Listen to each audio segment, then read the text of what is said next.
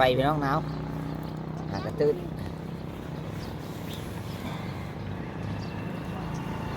ไปอย่างดำ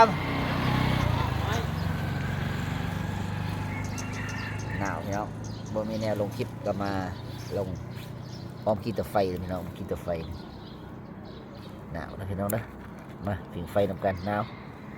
เห็นไหมพี่น้องกินแต่ไฟหนาวบ่มีแนวลงคลิปวันนี้ก็สิไปนั้นพี่น้องเทพื้นเฮือนไฟเชี่ยว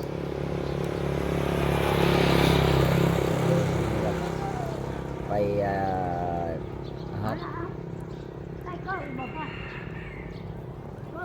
เทพื้นเฮือนไปเรียกโซเชียลพี่น้องเที่ยว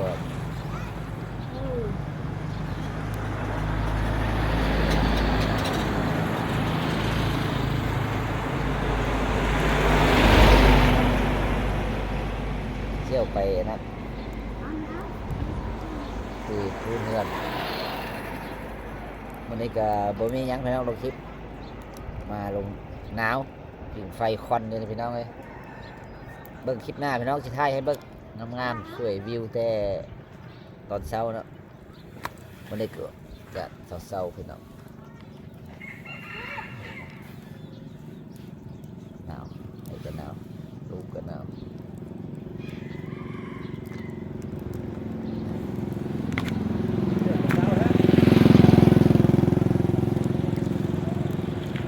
เด็ดตาพี่น้องไปใส่เพชร